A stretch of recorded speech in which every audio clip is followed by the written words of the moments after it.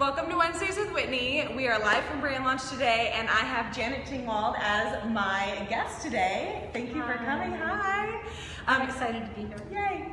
I have known Janet for quite a while now. She is a relationship and dating coach, and we first met at Fem City. We did. Wait, a couple years ago now. A couple years ago. I remember you had this, I don't know if it was like a leopard jacket or leopard pants or something. I could be making this up, but I just remember thinking like, I need to meet that gal. So, tell me a little bit more about what it means to be a relationship and dating coach, because I think that can be an ambiguous term at times. I understand that. For me, if I understand what you want correctly, who I work with is primarily single professional women. I do work with some men. I market to women. I do occasionally work with a married woman on relationship skills, but it's mainly working with professional women that they have great lives, they're happy in their work, they're friends, all those things, but they can't get that one wedge right. Yeah. Tell me about, so primarily single women, single working women. I have no idea what that might be like. Tell me about some of the problems that women are coming to you with regularly. Okay. What I find in my clients, and they're typically, most of my clients are over 45. I have worked with people as young as 28, but they're typically over 45 and divorced. Typically what they tell me is they can't, where do I meet a quality guy is where they start with. I can't meet a nice guy, and I can't find a nice man. Once in a while, I'll have a woman that will say, I'm a train wreck, I need help.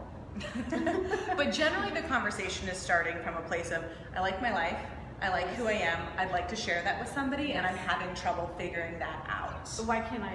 Why can't I? Yes. So where do you start with that question? Like, what happens after you identify, why can't I? Now, like, how do you dig into that? Well, I take them through a series of exercises. I take them through an assessment. I've been coaching for over 19 years now. So I've always been good at it, but I've become very adept at listening to people, and I can usually fairly quickly hear what's really in their way. And then we do some assessments, some exercises, and figure it out. And I honestly find it's usually two things that I now refer to as the 2 B's. Okay. One is dating, for the most part. Love is all about emotion, right? And being swept away in romance and this big romantic, emotional experience in your life, right? Well, what I have learned is that there is 2 things that play into that. We all make decisions in our emotional center of our brain. It's been proven with brain scans. So now you meet someone that you really like, you feel some chemistry with, connected to, right? Well, these things. You have this chemical bleep storm that happens in your body with dopamine and oxytocin and sexually and all of these hormones and chemistry that's released that now is impacting your decisions. So that's the biology of it, right? Okay, so the biology of love is that's biology, that. Okay. all of these things that are happening in your body. That basically is nature saying, we make good babies. Right? I kind of like you, we make good babies. But we don't, and not understanding that, it's how we feel, so we make that decision, right? Right. So, and the other one is baggage. Our past, our wounds. Those things. Our brain is geared to see what we're used to seeing. So if you ever gotten a new car or decided to get something new and all of a sudden you see it everywhere, it's the same thing with, I'll just say, with men. What you're used to seeing, that bad boy, that unemotionally available guy that you always had, that's what your brain sees. And then your body reacts to it, and now you're like, it recognizes it as normal? Normal. Okay. Yes, it's what you're used to seeing. So a lot of times they say, well, I can't meet any quality guys. What I actually see, and I'll tell you a quick little story, is you can't see them. I was working with a very educated professional woman in Atlanta, and she was, and I don't, there's nothing wrong with Walmart, I just use this as kind of a way to describe it. Okay? Disclaimer. Yes. She's a Nordstrom's, Dillard's, high level, Bon Mart. Talking about where we're shopping. Okay, got it. Right? Okay. She was dating Walmart or below men.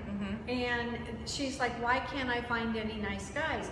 So we went through the exercises, through the assessment, really pinpointed a lot of things that was more about, some of it was biology, it was more about baggage for her and understanding that. When we got through at the end of the program, when we're actually getting back online and dating again, she literally said to me, I don't know where all these guys came from, but I never noticed them. And like she wasn't ready for that. Like you couldn't see it. It's not just ready. She wasn't ready because she didn't understand her filters, if you will. Okay. So now your biology and your baggage are creating these emotions and what's normal in your brain. So that's why I tell people that your emotions lie. Okay. What do you mean by that? Well, have you ever been with somebody you kind of knew you shouldn't be, but you can't quit seeing them? And just a couple of times. Yeah, I have a PhD in doing it wrong, by the way. I think I do too at Yes, this point. yes, and we see girlfriends that are doing it, and I even said to a friend one time when she said, he's not right for you, I said, I know, but I'm not done. Yeah, well, and I keep seeing him. So there's this other, so I understand the baggage, that you're talking about, like maybe it's starting by looking for the wrong thing, but then perhaps the baggage that you bring into the thing that you've started that very well might be the right thing. Like that's a whole nother, I mean, or not the right thing, but I guess something that I think about a lot when entering something new or being in something is like once you've been through a series of relationships and you're trying to make the right decisions. Can you tell me a little bit about entering something and some of the things that you should be looking for at the beginning of the relationship, other than the work that you do ahead of time to make sure that you're ready for one? Like, just like at the beginning of a relationship, what are the things that like, maybe assessment's not the right word because we can talk a little bit more about masculine and feminine energy, but like, entering a relationship, any problems that happen right away that perhaps you have some perspective on? They're pretty much based on biology and baggage. Okay, elaborate on one for me. Your gut won't lie. I mean, if I ask a group of divorced people how many knew they shouldn't be getting married, most of them will raise their hands. Yeah. So that knowing doesn't lie, but the emotions do. Fear, I'll never find somebody else, it's as good as it's going to get. Yeah, Have to. The other thing is, part of the biology is women adapt to men and men react to women. This is when you said this to me the first time. Can you say it again, just because this changed the way that I thought about things? Yes. Men react to women and women adapt to men. Yeah. Explain a little bit more about what that means. It's in their DNA. It goes back to that biology that we have three parts of our brain. The emotional brain, which is the youngest, the logical brain, and the reptilian brain, which is the oldest. Okay. Well, the reptilian brain still shows up in lots of different ways. An example is, it's kind of funny when you hear it, in the caveman days, women exchanged sex for food a lot, right? And it was very important. It was much harder for us to be safe, right? Yeah. The number one thing need for women is safety. Right? So they exchange sex for food. Okay. So now men take women to dinner and expect sex. You see? I mean, it's just translated into 2019. Yes, but I think safety means something different to us now. Absolutely. So what does that mean? So when I'm thinking I'm a single woman, what does safety look like for me? I can provide myself, this will lead into this other conversation that we love to have. I can provide myself financial support. I can provide myself anything I need to provide myself, including physical safety to a certain extent with precautions. but what I can provide myself with is partnership. Yes. So can you talk a little bit about, I know you come up against this a lot, or this is something you talk about, the single mindset, and you can elaborate on that a little bit more. Okay. That does kind of really lead into a conversation that we had before, and one that I'm talking a lot about now that really struck me. I'm in a group on Facebook of women helping women entrepreneurs. So it's all women entrepreneurs, over 200,000 in the group. Wow. So when I asked some research questions, the biggest answer that I got was, I don't need a man. I'm fine without him, I'm good single, blah, blah, blah, blah. And what the trend that I have seen, and I hope this answers your question, is that I see it as the new settling. It's not like these women really would prefer, they want to be in partnership, but it seems too hard, can't find the right guy, it's not worth it because what will they provide? I can do all of this. So they're settling for being single. Now there's nothing wrong with being single. And it actually, one of the best ways that you can attract a really good partner is to be happy being single. I'm talking about the ones that have given up. They're giving up, so they're settling being single. And it looks. I feel I've heard conversations like that. I've been a part of conversations like that. And there's a different, I've also heard guys say that. Yes. It's not just, I work with a lot of single. I work in a different capacity with a lot of single people than you do, but I hear different motivations. Yes. I hear like, I'm just like spending some time with myself right now, or like, I'm done. Like there's a very different tone to that. Yes. One of the things I will tell you that stood out to me that just really, you have those 2x4 moments that something just slaps you up the side of the head. A client just felt that I had to read this book. And so I'm like, I've read so many books, but sure, send it to me. So I'm reading it, and in it, the woman is talking about how the detriment of our society having this independent, self-sufficient, I don't need anybody attitude, and the impact on society, the impact on relationships, and how it really didn't serve anybody, didn't help anybody. Well, it doesn't create strong connections, which is what we seek as humans. Yes. The default of I don't need anybody, and I am I am a guilty human in this capacity. Like I think about it in my business of how I structure that and how in general I structure my life, but the I don't need doesn't allow people to come in and truly connect. Now here's the 2x4. The book was written in 1988. No, pre-Bumble. 30 years. 30 years. Yeah. We've not gotten better. We've gotten worse. We've gotten worse. Well, yeah. Yes.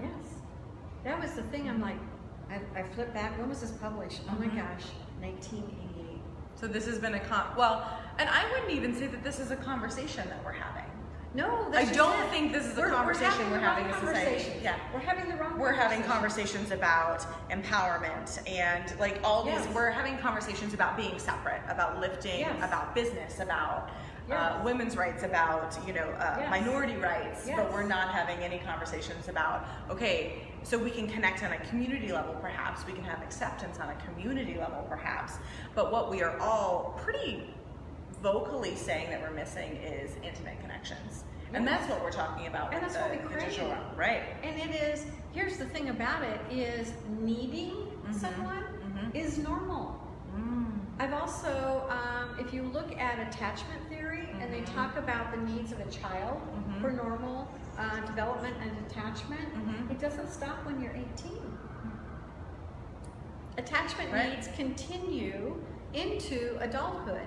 So it's okay to need someone. So it's interesting to me, if I ask most women, tell me 3 reasons you need a man. Oh, am I supposed to answer that? You don't have to. But exactly. I can. You can. Great. I can. A lot of women can. Okay. For me, companionship. emotional support, and incredible conversation. Yes. Those are things that I search for. Yes. That is great. That. What I find so much of the time is women balk at the word need. Oh, I mean, like, it's a hard word. It is for me. Yeah, It is for me. I need nothing, but that's not accurate. It's like, what do you mean? I don't need. But I do. You know, I'm in my life right now. I have elderly parents that we are, and I have 3 other siblings that we don't always agree on everything. Yeah. And having his support, I can't imagine not. Yeah.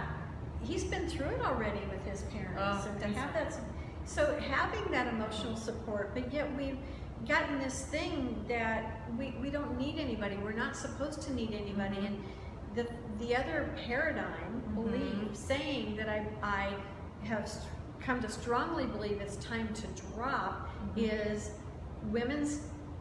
It's like we, what I say, gauge our independence, use it as a benchmark for our independence to say, I don't need a man. I'm old, and I get why, and my mom was a stay-at-home mom. A lot of our mothers, our grandmothers were stay-at-home moms, and we're in that place that it was more about survival, and they needed a man because that was the system. Was the. I mean, they couldn't make a living. They couldn't make a living wage on their own. No, so, they couldn't. So they were dependent, and so I get why they said to their daughters, and women said, "Do this so you don't need a man."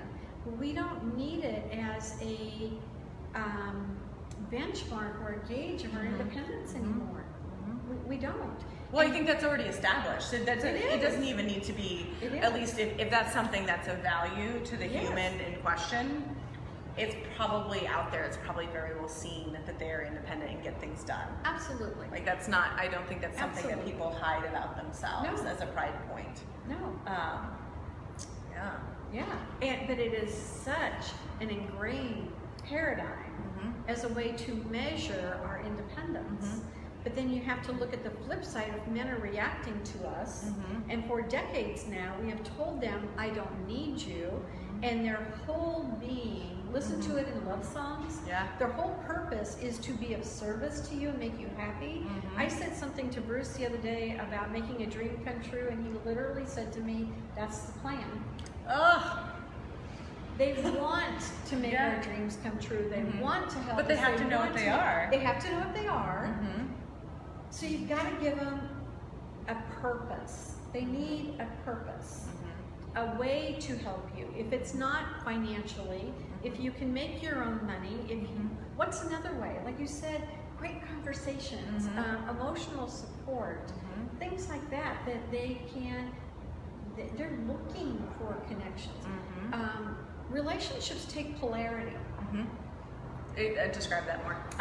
It takes a polarity of, we'll just say, masculine and feminine. So if I'll just be the guy for a minute, and women, for the most part, we work in a masculine world.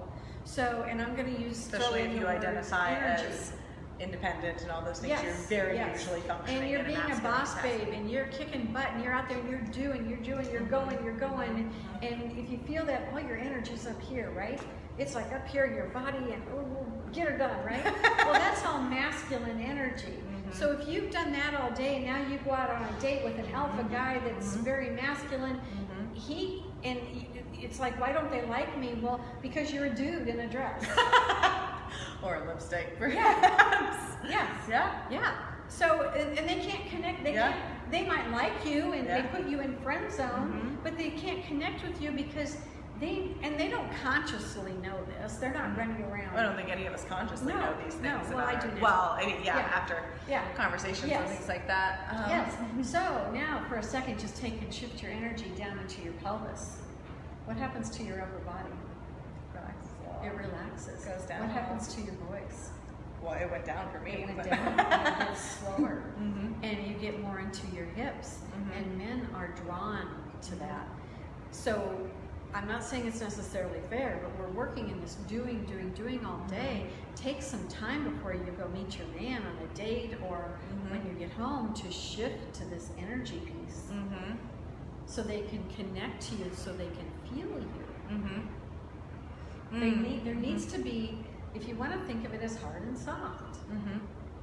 Too many of us, when I started talking a lot about masculine and feminine energy, we women think of feminine energy as actually the toxic feminine or the disempowered feminine that can't provide for herself or is a slave to her man or is the diva. So the rejection of that is... Yes. Okay. As opposed to, it's just a shift in energy. And over here in the feminine energy, there's room for intuition and collaboration and,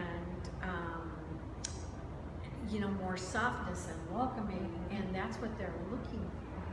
Well, and I think in general, those are the words you just used: intuition, collaboration, empathy. These are the things that women bring into the workplace, but we bring it in, like to bring it in, I feel like there's such brute force around that. Yes. I mean, the businesses that I've built have all been about collaboration, generosity, charity, but I sometimes, Liz Gilbert describes it as the hammer, like just the jackhammer of passion that surrounds. Passion is part of it. Yes. Well, and that she talks about, like, I just related to her, like the jackhammer of passion around these very feminine things that I value and am bringing in, and I'm like, well, okay, so how do you balance that? I don't know. I don't know the answer to that. It's practice and it's finding, and it's not that you don't ever go do your masculine. I can't do bookkeeping in my feminine. Can't do bookkeeping I at can't all. do that is part of it too. Definitely. There are phone a times friend. masculine energy is decisive and focused and taking action and directive, and there are absolutely times that you need to use that you want to do that. So it's about a balance, and men could use more feminine energy also. And women are, as it's becoming more and more of a woman's world, we have such an opportunity to lead men in this. And if they're reacting to us, to invite them into collaboration, in business, romantically. Bruce is a CPA. It's not like he does this. It's not like this is his wheelhouse and what he works on. These conversations These are not... kinds of deep emotional conversation, he still kind of cringes. But when I can lead and invite and I can be vulnerable, he participates. All you need, ladies, is somebody that will participate. They don't have to be done. It's not even, we're really in the second evolution of love. The first one's about survival. The second one level is more about looking for equality. The third one is about just being love and supporting each other's growth. Our purposeful relationship has moved out of survival into supporting each other's growth. Like you said, the intimate conversations, the emotional support, one of the things that I so respect about Bruce is, because I will try, I can't walk on him. He has good boundaries. He's a strong person, right? So he challenges me. He'll call me on my stuff. So then I have an opportunity to sometimes begrudgingly going, okay, you're right. Well, I think there's a release in that, because you get to have somebody that's going to say, like, no. And for me, in situations like that, I don't have to feel like I'm wholly responsible for making sure that person's boundaries are enforced. They will tell me, they will react, they will participate. They will participate in the conversation. And even though it might suck, the conversation might, it doesn't feel good. It doesn't feel good on the other end of that conversation, but the fact that the other person will initiate the conversation, the fact that it'll happen, and that, you're not always the one initiating the hard conversations. Or like, I think it's a kind of a relief when, say, I messed up, and I don't want to have to be the person to tell the other person that I messed up. It's nice that the other person will come and say, hey, you messed up. Yeah. Let's talk about this. And when you do that, what is the byproduct of that in your relationship? Oh, well, growth. Safety. Oh, and safety. Growth and safety. Yeah. It becomes safety. Because the other person will show up for it. The other person will show up. You weren't perfect. It's kind of like an unconditional love thing. They stayed in the conversation. They stayed at the table. They accepted my imperfections. We worked through it. All that. Yeah. That's some deep stuff right there. But really, said that very. Yeah. I say, but that's the stuff. That's the stuff. That's the stuff. That's the hard stuff. Yeah. I think that's the hardest stuff. Yeah. In any relationship, but specifically in romantic relationships. Yes. So, well, I truly think that we could probably talk, and we have talked for many more hours. But thank you all. Thank you, as always, for your knowledge and what you bring to the table. And ladies and gentlemen, thanks for watching today. And there's not enough people here to give a big round of applause for Janet, but I'll thank you for having me. Absolutely, I so appreciate it. Absolutely. I could talk about this for hours. Well, and you're doing a podcast now, I've right? started a podcast. Okay, is that like out and live? Did I prematurely let that out? No, that's fine. We've done one, and we've had it out to a few people to get feedback. Okay. Because we don't even know what we want to call it yet. Yeah. Okay, so it's just in the beginning stages of this conversation. It's something about he, she, and we. Cool. And changing this whole thing. I talked about that for 30 years. We've been too independent. Cool. Yeah. Okay, well, we'll look forward to that conversation because I will certainly want to be listening to that. That's awesome. Great. All right, friends. Thanks. See you next week. Bye. Bye.